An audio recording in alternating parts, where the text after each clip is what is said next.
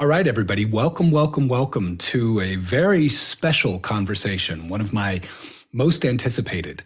I'm here with Miss Binnie Dansby. Ms. Binnie Dansby.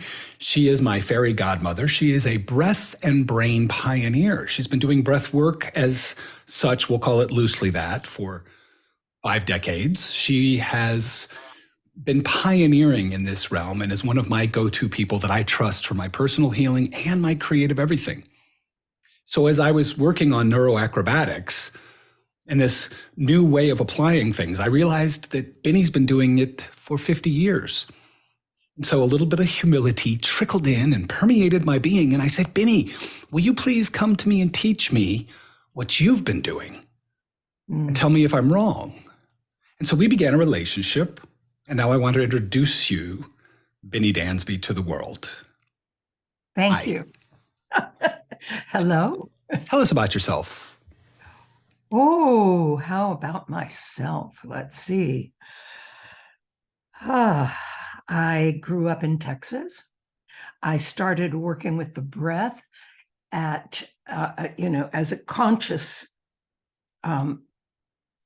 endeavor when I was about 12, 13 years old, because I started taking professional voice lessons because I appeared to have a talent for singing.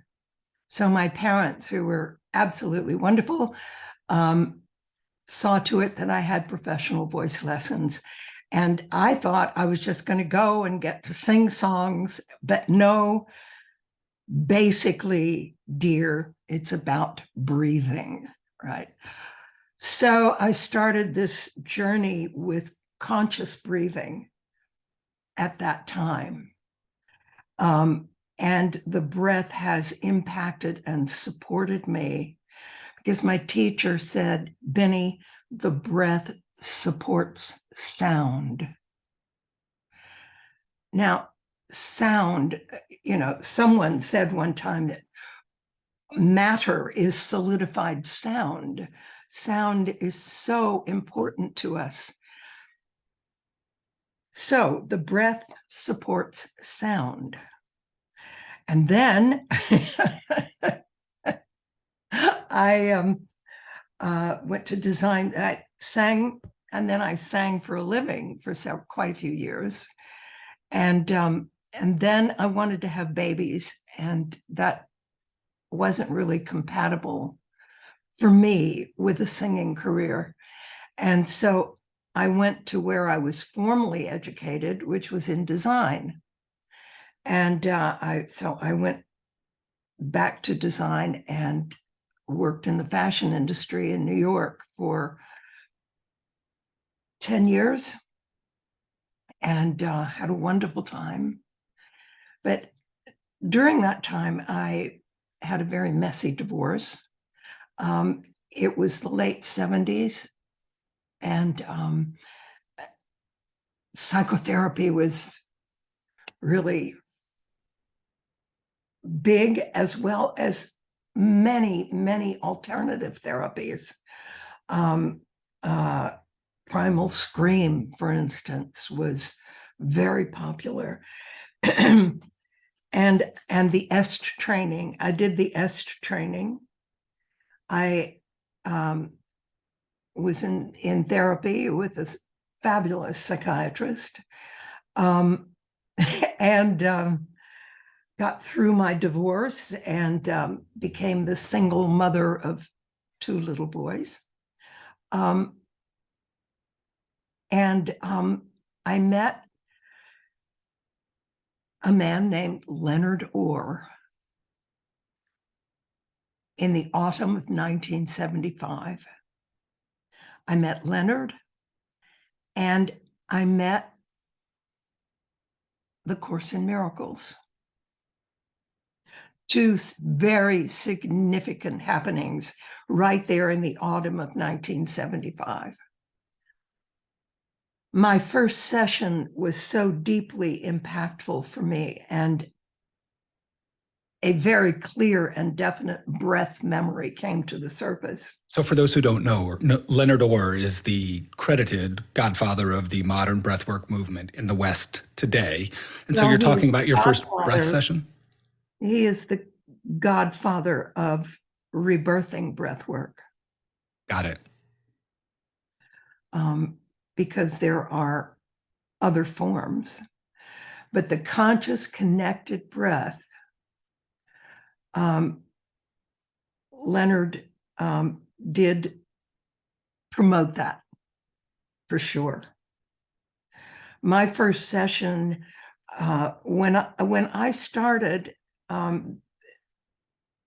it wasn't really clear about whether it was the hot water or the breath. I had a profound birth memory, and nothing was ever the same after that for me. And hot water is because they were doing the breath in water in those days. Only in hot water, yes, with a snorkel and nose clips. Can you imagine if those were the barriers to entry today for breath? Yeah, you can come, but you got to lay in a pool of hot water with a snorkel that says, "Don't just make you sound like this." You want in? It's healing. Come do it. I know. It was crazy. But I met him. He was speaking about the spirituality of money. That was one of his big topics at that time. Didn't have any, he just mentioned that in his house in San Francisco, there was a group of them who were getting into the hot tub, hot water, with snorkels and nose clips. And they believed, they were experimenting, and they believed that they were remembering their births. I was sitting in a small group in my Rolfers living room on Central Park West. Because they were connecting rebirthing and Rolfing at the beginning too, right? It hadn't happened yet. Leonard had spoken at Ida Rolf's conference with her graduates. He had done the same thing about money, not about breathing or being in the water or any of that, because he just mentioned even that evening that they thought they were remembering their births. And he said, birth has an impact, because Frederick Leboyer's book had just come out, Birth Without Violence. And they were reading it. And anyway, when Leonard said that, birth has an impact, I had an inner impact, like my solar plexus exploded. And I flew off the end of the sofa in an energy surge that I've experienced now a few times, but at that moment, it was exceedingly embarrassing because I had never experienced anything like that before. And while I knew that I was a mystic on some level, I definitely did not, I wasn't prepared for an energy surge. Anyway, at the break, I went to him and I said, "Can I have one of those sessions? And can you do it in a sunken jacuzzi bathtub?" Which my lover at the time possessed. And he said, "Oh, yes." He said, "I'm going to Boston. I'll be back in 3 days and I'll come." And he did. And wow. I had that session. So it wasn't, there wasn't a come and do it at all at that time.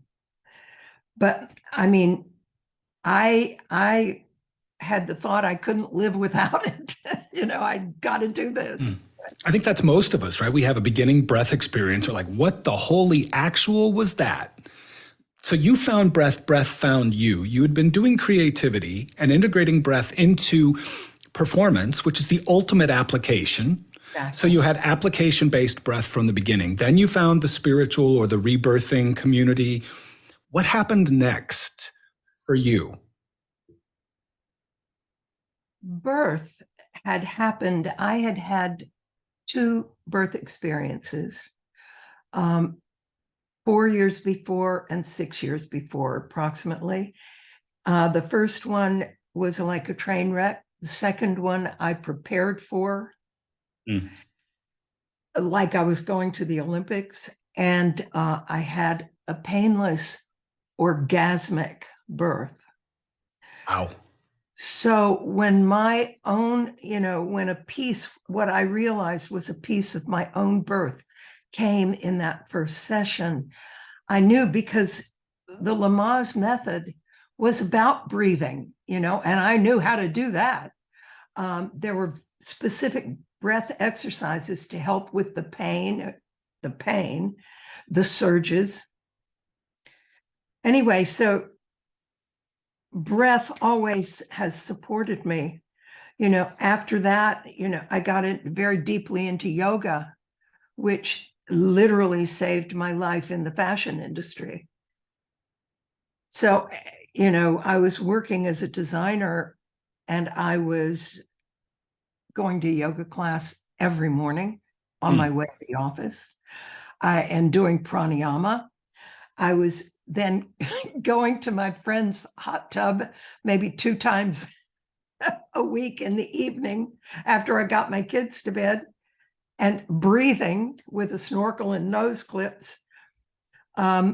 So yes, the breath has been my anchor. And my interest in pre and perinatal psychology got piqued along the way. I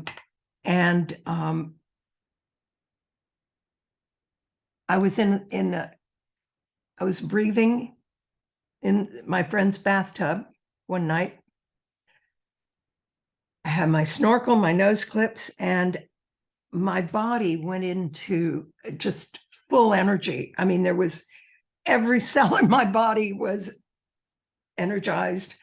And I heard, and I came up and said to the woman who was sitting with me, I have to take this to pregnant women, because the way I feel in my body would be terrifying if I didn't have the breath, and if I had not already experienced it.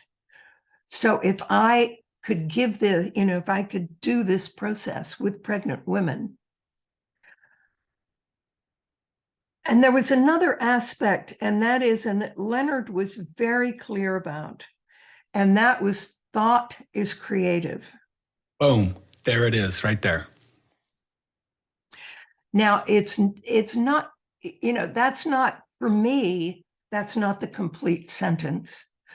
Thought plus energy creates results. And I came to truly know, going to births, working with pregnant people, being with babies, being with creatives. I developed, after the first water birth, which I worked with the couple who had the first water birth in the United States. And we just wanted this being to have the most wonderful entry. And that's a whole story. And after that, I was asked to create a birth preparation program. And so I did. And it turned out, I had a client, we met once a week in a circle for 2.5 to 3 hours. And we talked about birth, and we talked about people's fears of birth and changing our minds. And then we did yoga for pregnancy. And then they laid down and connected their breath. And I moved them through the chakras. Okay. That was the the thing. Well, I had a client who was a screenwriter and had writer's block. And I heard myself saying to him on his second session, you know, I want you to come to this group that I have on Wednesday mornings. I said, everybody's in creation there. And I said, it's pregnant women, but their husbands are invited and their husbands come. So, you know, some of them, if they're not going to the office. There's a lot of creatives. Anyway, we ended up with 1/3 creative people in that group, as well as pregnant women. So 2/3 pregnant, 1/3 pregnant with paintings and music and books, okay, and screenplays. And it was fantastic. So I realized it's all about the creative process. And I realized that I came into this lifetime because I've always been a creative. And the thing that I wanted to know is, how do you do it? What is the formula? And I've actually written a book with my dear colleague, Lynn Thorson, called The Creation Code. And the Creation Code is very simply thought, energy, result. So conscious connected breathing, real quick, if I can jump in, is the merger of intention and action. It's thought and creativity and the action required to initiate the move from the higher plane to the lower plane. Sufficient energy to fill and spill over. That is creativity. Yes. Rick Rubin just wrote an amazing book. He's taken the formula, and it's a way of being. He wanted to distill this formula, and he ended up, I'm sure you've heard about it, wrote a book everybody's reading that actually says, hey, if you are this, your being that will result in this, and that's called the creative process. When I heard you speak, then do, then have. I mean, we live in a world where there's a lot of doing. Where is the being? Let's talk about that. Result. Well, people want a result before they actually center and know what it is they do want. So tell me about that, because we're going to debut the work that we've done that gets to that creatively. What is the secret that you've found, the connection between breath and birth and that creative generative process that happens in utero, and breath and creativity everywhere? Because when I heard you, I was like, oh, that's neuroacrobatics, but it's OG style, and it's been around for 50 years. And so that's where I leaned in, and I was like, how do you do that? How do you articulate that? What are you doing? What's the secret that you found between pregnant women and pregnant humans in the creative process, before we then wrap this up and go into the next segment and the next conversation?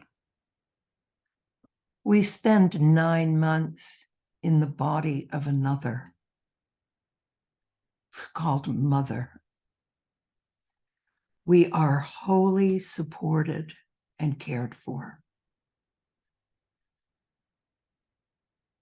with a very powerful intention, I believe, to have a body, to have the experience of pain, of pleasure, of seeing spirit becomes soul. The soul wants a body, I think. And the soul wants a body in order to see itself in all forms. We are one. And in the physical, we begin as one with another.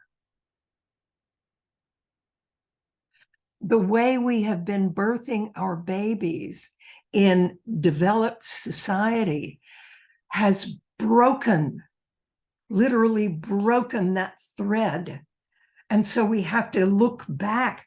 We have to it's like we're searching for something, and what we're searching for is that oneness.